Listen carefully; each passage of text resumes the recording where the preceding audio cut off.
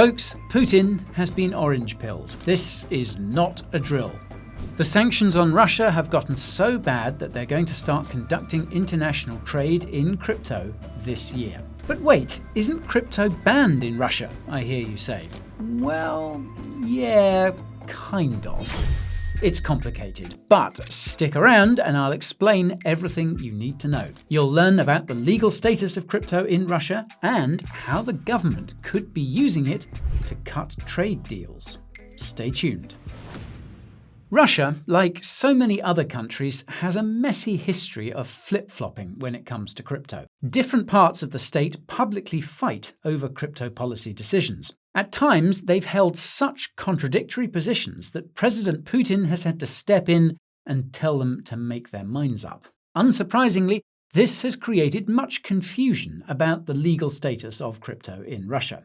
So, before we get stuck into Russia's latest experiment with crypto, it'll help to untangle the messy policy history that led the government to where it is today. So, we'll start back in 2014, or as I like to call it, the Triassic Era. In January of that year, the Bank of Russia warned citizens and businesses that buying and selling crypto would be considered as, quote, potential involvement in the implementation of suspicious transactions, in accordance with money laundering and counter-terrorism laws.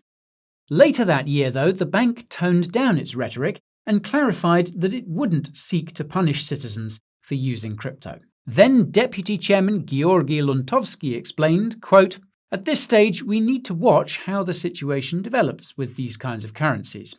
These instruments should not be rejected. However, by the time the bank made this clarification, the General Prosecutor's Office was trying to ban crypto outright. It issued a statement that read, quote, cryptocurrencies, including Bitcoin, are monetary surrogates. As such, their use by private citizens or legal entities is not allowed.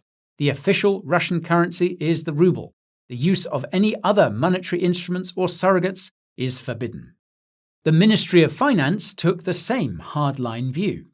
It drafted a bill to outlaw the issuance of Bitcoin and, quote, any operations involving cryptocurrency. This bill, though, was roundly criticized by Russia's Ministry of Economic Development, the National Payments Council, and various industry leaders who argued that it was vague and excessive. This disagreement within government turned this draft bill into a 4-year saga of delays, revisions, and U-turns. Meanwhile, confusion about the legal status of crypto in Russia continued. In the early days, the Ministry of Finance was preoccupied with how to punish citizens who dabbled in crypto, like in 2015, when they proposed to make buying and selling crypto punishable with up to 360 hours of correctional labour. And that was on the lenient side. Around the same time, Deputy Finance Minister Alexei Moiseev told CoinDesk that off-ramping crypto to Russian rubles would be punishable with up to 4 years in prison. Interestingly, under that particular version of the draft bill, mining and exchanging crypto for crypto, or even foreign fiat currencies, would be allowed. Also in 2015, Russia's media watchdog began blocking access to websites sharing information and resources related to Bitcoin, adding to the impression that crypto was banned in Russia. However, around the same time, the Bank of Russia reportedly met with representatives from financial markets to discuss regulating Bitcoin. This created the impression that the central bank now opposed an outright ban. A few months later, Putin himself stepped into the ring, making his first known comments on crypto. He sided with the Bank of Russia in opposing an outright ban on crypto. So then, no ban? Well, not so fast. In early 2016, one of Putin's own advisors, German Klimenko, told a Russian news outlet that, quote, accepting Bitcoin as a payment for anything is unacceptable because it is a crime. Then, in March 2016, the Ministry of Finance beefed up its draft bill with a harsher penalty of up to 7 years in prison for issuers of cryptocurrencies in Russia. The Ministry of Justice sharply criticized this version of the bill, and it ended up being withdrawn. The Finance Ministry then U-turned on its plans to criminalize crypto and decided to regulate instead of banning it. Deputy Finance Minister Moiseev got a little carried away with this U-turn when he publicly suggested that Russia would legally recognize Bitcoin as a kind of financial instrument. This proved a little too much for the Bank of Russia, which clarified that it had no such plan. The confusion continued, and more delays ensued for the draft crypto bill. And by the way, if you're enjoying this video, drop a like to give it a boost, and while you're at it, go ahead and make sure you're subscribed and have your bell notifications turned on so you can catch our next video before anyone else. Block van der Chainhausen, that was a brutal game of rugby. You and the rest of the team must be hurting after that defeat. Yeah, look, it was so tough out there today, Everyone put their bodies on the line, everyone stood up to be counted, but yeah, we're gutted not to come away with a win, for sure. So you came up against a very physical side who were up for a battle all over the park. Did the fact that they had the Coin Bureau deals page behind them count against you? Yeah, look, for sure, any side that has that sort of firepower backing it up is always going to be hard to break down. Any team in the world is going to want the Coin Bureau deals page in its locker, for sure.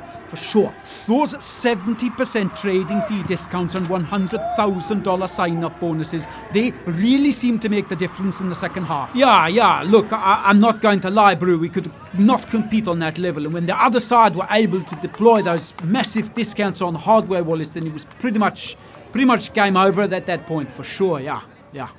Now, Block, obviously everyone back home is going to be hugely disappointed with today's result. Is there any message you'd like to send to your fans? Yeah, look, what can I say, but they should check out the Coin Bureau deals page, You have to recognise quality when you see it, so yeah, hats off to them, they made the difference out there today, for sure. Wise words to finish, thanks, Block. Yeah, all good, Blue, yeah, cheers, yeah. Now, 2017 was a big year for crypto, and Russia was no exception. Anti-crypto ban elements of the government, now led by the Ministry of Finance, were emboldened when Putin briefly met with Ethereum wunderkind Vitalik Buterin to discuss opportunities for using blockchain in the public sector. One of Putin's advisors, Dmitry Marinchev, tried to raise $100 million in an ICO for his new Bitcoin mining company. And Russia's finance minister agreed there was, quote, no point in trying to ban crypto.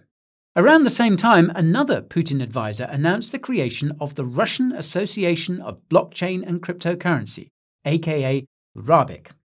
As the name suggests, RABIC promotes the use of blockchain and crypto in government and by businesses in Russia. Meanwhile, institutions from the central bank to the ministries of health, communications and economic development, the Russian Development Bank, the Federal Anti-Monopoly Service, and the government of Moscow trialed the use of blockchains for their own purposes, including at least one Ethereum fork. In 2018, the two largest banks in Russia, one of which is owned by the central bank, piloted crypto investment products for their private clients. At the same time, the Bank of Russia itself experimented with conducting ICOs, apparently with some success. A senior employee of the bank claimed, quote, technically, everything went well, but there were a lot of issues from a legal point of view. No kidding. This experiment marked the top for the central bank's flirtation with crypto, however. Over the next year, it round-tripped its entire position, and I'm not talking P&L here. In 2019, the bank returned to an anti-crypto stance, confirming to a local news agency that it would support a potential ban on crypto payments. And unfortunately, they really meant it this time. In August 2020, Putin finally signed into law the first of a series of crypto bills reflecting the views of the central bank and finance ministry that came close to an outright ban. Under the pretext of protecting consumers, the law effectively banned any business facilitating crypto transactions. To be precise, it forbids any operations involving virtual currencies using Russian servers or websites registered by Russian providers. The law also distinguishes between decentralized cryptocurrencies like Bitcoin and digital assets issued by entities within Russia, who must be registered with the central bank and meet certain criteria. But this prohibitive approach remained divisive within government.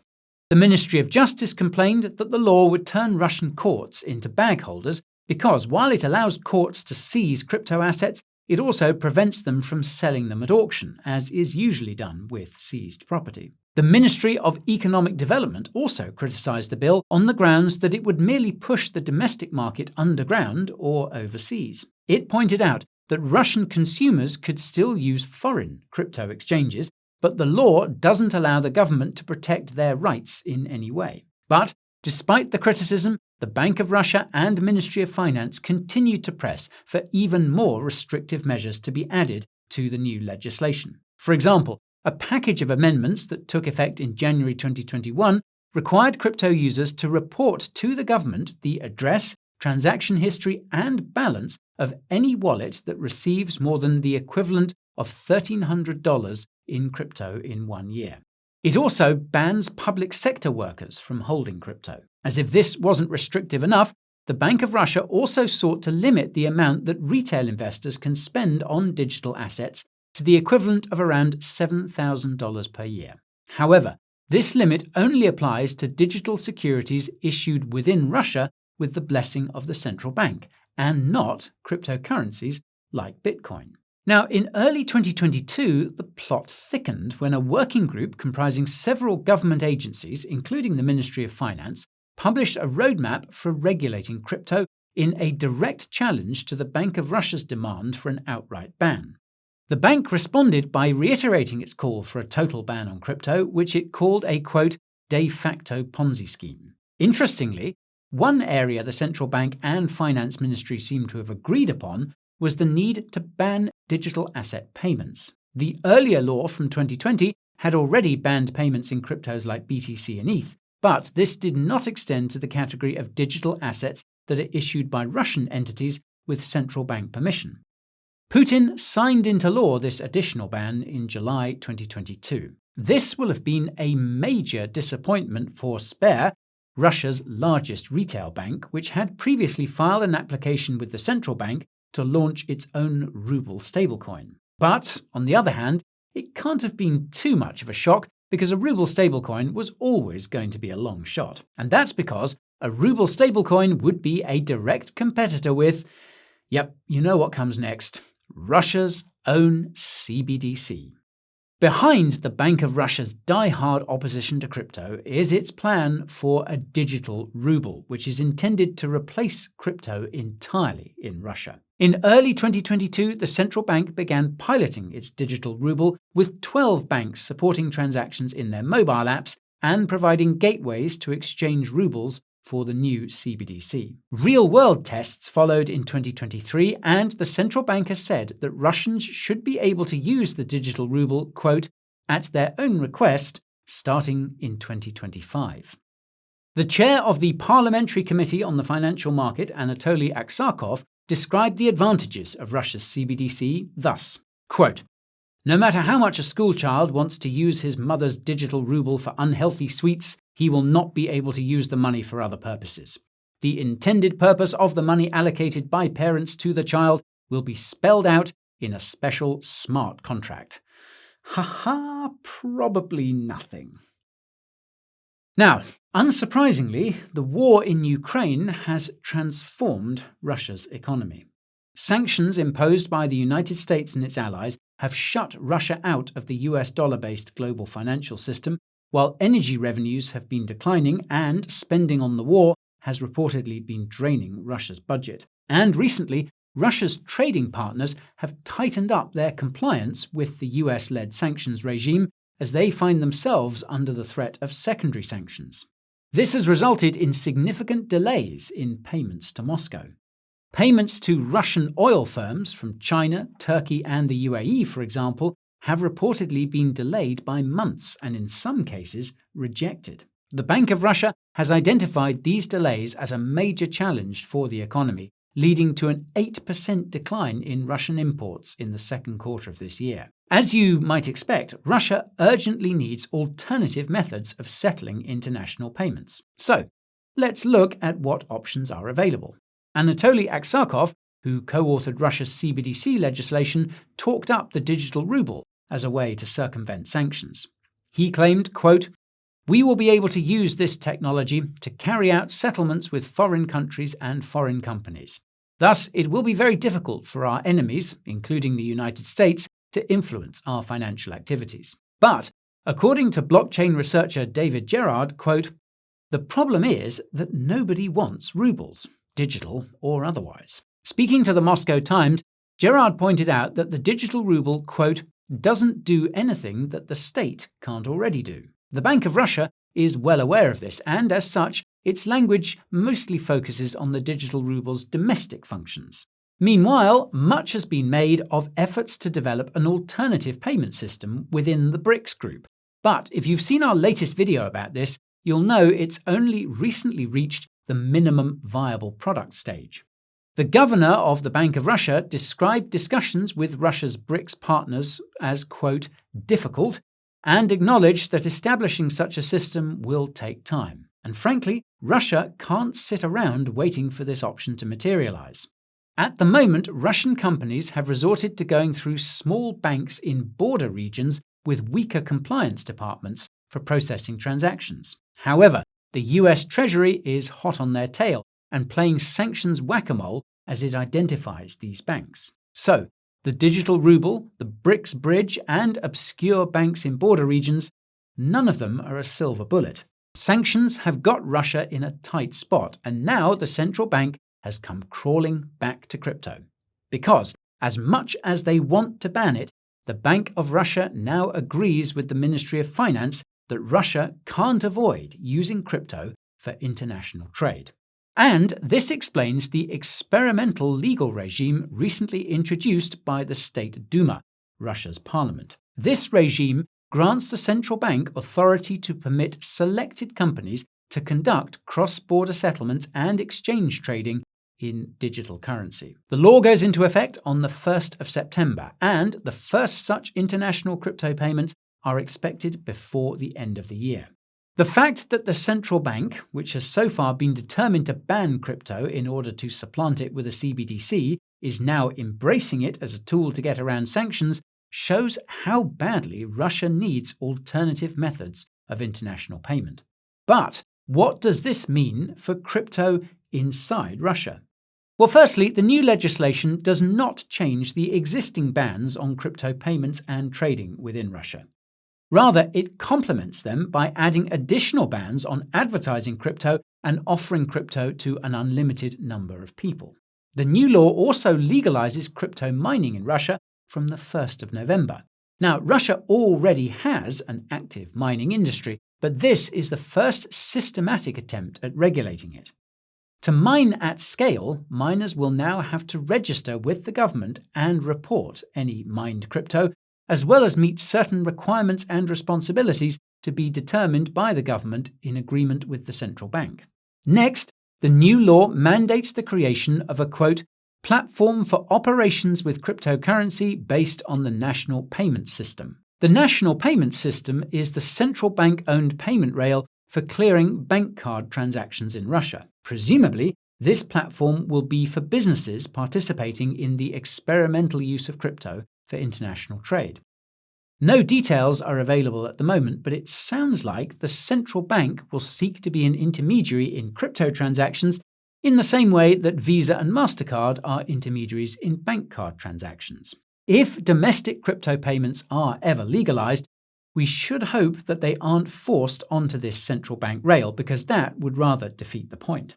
However, this would not surprise us because, as we found out earlier, the government is basically split between two camps, neither of whom are reliably crypto-friendly. On the one hand, you have the faction represented by the Ministry of Finance, which wants prison sentences for such transgressions as issuing your own meme coin or failing to report a wallet with 0.5 ETH in it. On the other, you have the central bank, which just wants to ban crypto entirely. In the new experimental regime, it seems to be the Bank of Russia that's in the driver's seat.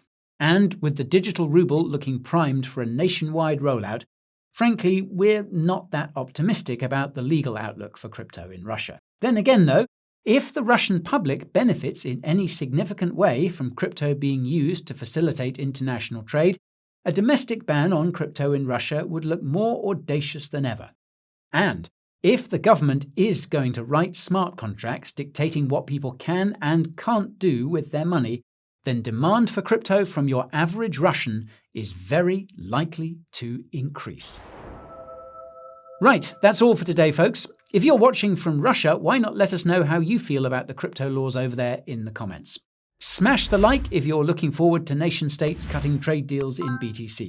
And make sure you're subscribed and have your bell notifications switched on so you'll be the first to catch our next upload. As always, thank you for watching, and I'll see you next time. Z wami był Guy, do встречи.